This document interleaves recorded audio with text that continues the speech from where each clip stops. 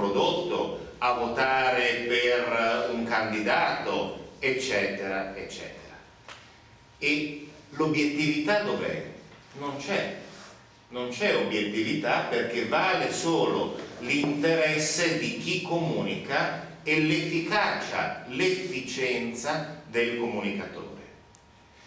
Ma se noi invece abbiamo l'altra idea di comunicazione, la comunicazione come la creazione condivisa di uno spazio comune, allora la verità e l'obiettività la creiamo insieme, la facciamo insieme. Siamo responsabili tutti di una opinione pubblica comune.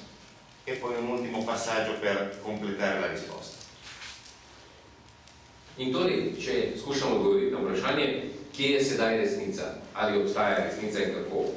Če upoštevamo prvi način komunikacije, torej informiranje, kjer nek sporočevalec skuša zadeti ciljno občinstvo oziroma preprosto cilj, je resnica dejansko samo to, kar je koristno komu sporočevalcu, torej v njegovem interesu, ki pač sporočevalec hoče pogojiti občinstvo oziroma ciljno občinstvo, torej pogojiti in ga privesti do nekega želenega dejanja, da kupi določen izdelek, voli za določenega kandidata in tako dalje, in tako dalje, in tako dalje. Imamo objektivnost v tej situaciji? Ne, nimamo je. Imamo samo interes tistega, ki recimo komunicira oziroma informira in je vse odvisno samo od njegove učinkovitosti. Če pogledamo komunikacijo v našem drugem pojmovanju, je pa tukaj stvar popolnoma drugačna. Gre za to, da gre tukaj za soustvarjanje skupnega prostora. Vsi k temu prispevamo.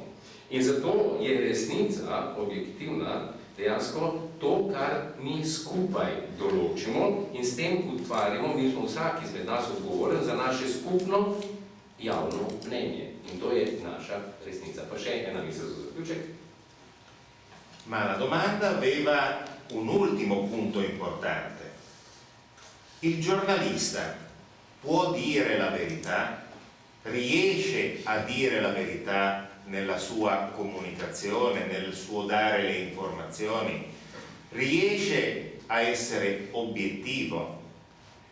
La risposta, come spesso capita in filosofia, è sì e no.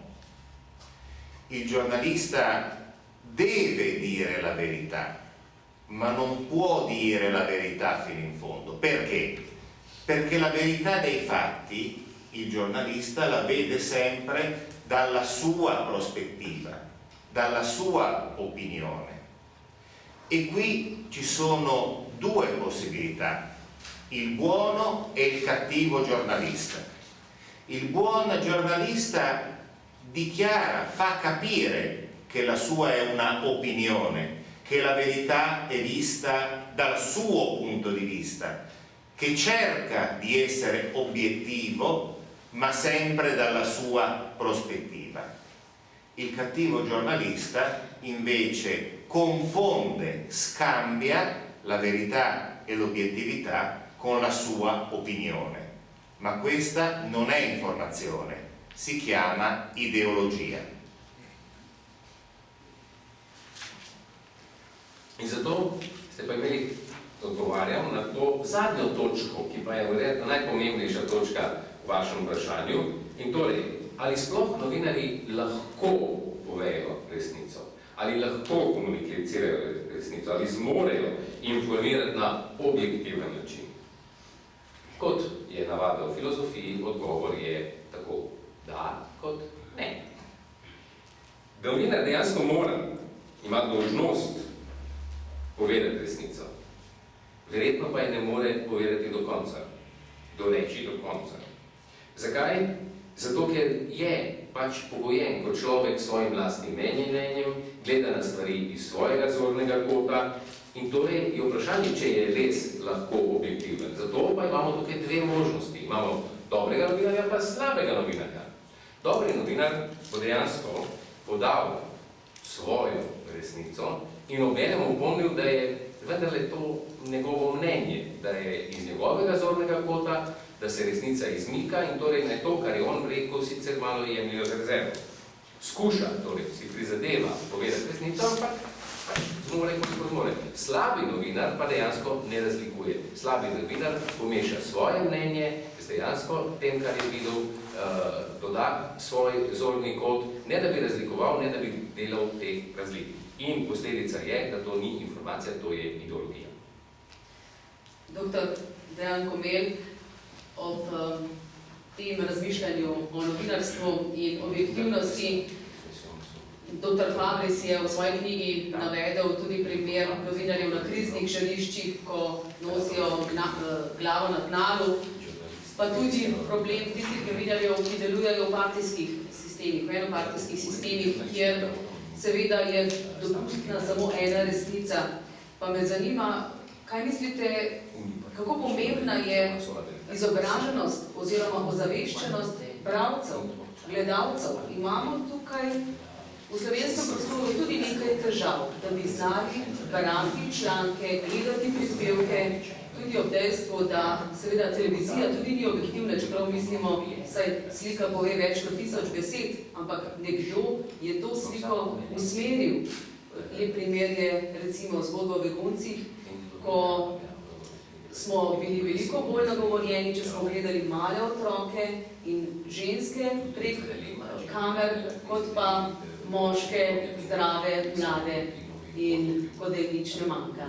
Kaj pravite? Ta druga plat, torej nas, poslušalcev, gledalcev in našo ozaveščenost. Ja, najprej moram reči, da nekako nočem se spuščati v neko kritiko, kako novinarji izkrivljajo resničnost. Mi zdi, da je to, pravzaprav smo na isti strani resnica, filozofi in novinarji, kar se tiče tega. Torej, bolje sem jaz kritičen do pogojev možnosti, v katerih novinarji delujejo. To se mi zdi en velik problem v celotnem prostoru danes, ki mislim, da jih v veliki meri prikrajša za tako nastopanje, ki je, kot je Adriano poudaril, ki ima tudi subjektiven značaj. Torej, samo pomislimo, recimo, če vzamemo funkcijo komentarja v javnih občinah. Tam med novinarji tako rekoč izginja, jih ne pripustijo. Pokliče se enega doktorja, ali medicine, ali je za fakultete, ki naj bi predstavil strokovno mnenje, ampak, če se tisti, ki se spomnimo televizije, še izpred 20-30 let, so novinarji sami imeli pravico do komentiranja, do subjektivnega mnenja. No, in imel sem tudi priložnost sodelovati pri nekaj diplomah, recimo novinarjev, ki so se ukvarjali s tem problemom resnice. Tisto, kar me je mene presenetilo, je, ko je bilo v spredju objektivnost poročanja. Nikakor pa ne subjektivnost. Subjektivnost je bila kot ta glavni greh, pravzaprav, ki ga novinar lahko zagrešali. Zdaj, to po pravilih informiranja, potem mi gremo na objektivnost. Ampak, če vzamemo komunikacijo, da ti nekoga nagovarjaš, da s svojim poročanjem lahko marsikaj povzročiš, potem je pa seveda formacija tega subjektivnega ne mnenja, ampak konstrukcija mnenja, tisto, kar po mojem sploh omogoča novinarski posel. To ni zgolj posel, ampak je tudi neko poslanstvo. Takoj, ko prideš pred ta prostor komunikacije, imaš to poslanstvo. In zdaj seveda, ko govorimo recimo o odgovornosti. Zdaj, če mi zasledujemo objektivne kriterije, recimo očitki medij, ki so z vojnih področji, a pa zdaj, kaj je, kako naj jaz zdaj zasledujem objektivnost? Objektivnost je samo, da bom kot novinar toliko tečen, da se bom skušal previti do vseh okoliščin, to se pravi, zahteva moj subjektivni angažma. Zdaj pa, če delujem pogoji, mislim, da so specifični v tem oziru, ki temu nasprotujejo, ki mi narekujejo ali ideološko, ali ekonomsko cenzuro, ki se sploh ne opazi, potem nek novinar sploh ne more priti v te situacije. In to se mi zdi glavna težava, torej, ki jo nekako delim, ne, tudi z področja humanistike, če hočeš neko stališče podati, rečejo, ja, seveda to je nekdo, ki moralizira, recimo, ne. Težko pridemo čez ta očitek, čeprav, ne, se moramo vprašati, kaj pogojuje to, da smo se v tej situaciji znašli. Kaj pogojuje to, da hočemo imeti objektivnost informiranja, ne pa medčloveško komunikacijo. Čemu ne bi bila javna očitna medija? Dr. Fabris, bi želeli k temu kaj dodati? Tej drugi strani, torej drugi plati našega komuniciranja poslušalcev, sprejemnikov. Sì, il problema è che viviamo in un mondo che ci offre troppa comunicazione, o meglio, troppa informazione. È una overdose di immagini, di indicazioni scritte, di email, siamo sempre connessi, abbiamo bisogno di selezionare, abbiamo bisogno di un orientamento. Dal nostro punto di vista di coloro che ricevono questo mare di informazioni e di notizie, le notizie rischiano di essere tutte uguali. Pensate a un telegiornale, a una trasmissione televisiva. C'è una tragedia della guerra e poi dopo c'è la notizia dell'ultimo film che è stato programmato nelle sale cinematografiche. Tutto messo sullo stesso piano. Qual è la conseguenza di questa situazione? Adesso la dico.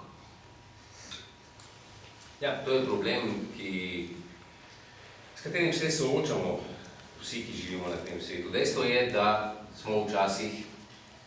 živimo v časih, v katerih imamo pretirano količino informacij, ne komunikacije. In predozirani smo, vsak dan dobimo prevelike odmerke, tako podob, slik, navodil za uporabo, elektronske pošte, vedno smo povezani, stalno dobivamo neke informacije.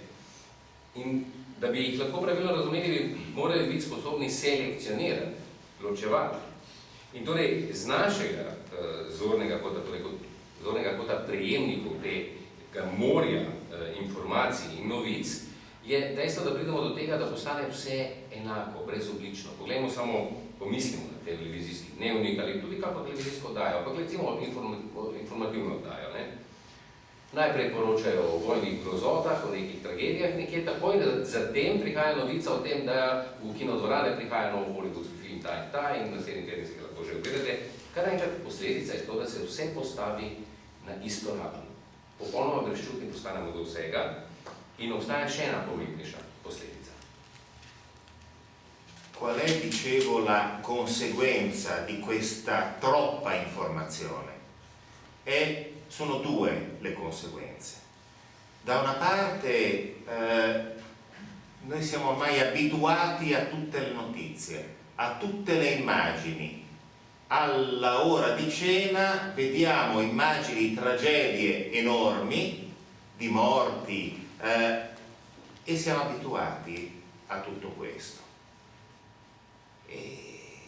Dall'altra parte, invece, ci rendiamo conto, quando ci poniamo questa domanda, che le nostre parole, le stesse immagini, non sono sufficienti a dire che cosa sta davvero accadendo, che cosa accade per l'essere umano. Faccio un esempio. Vi siete resi conto che con gli attentati di Parigi non ci sono state tante immagini, tante fotografie. I fotografi non sono andati per la città di Parigi dopo gli attentati a scattare le foto dei morti, del sangue. Ci sono state molto poche immagini perché non avevano il coraggio, perché l'obiettività dell'immagine era troppo poco per dire la tragedia che veniva vissuta. La comunicazione da una parte dice troppo poco e dall'altra parte dice troppo. È un problema etico che dobbiamo imparare a governare.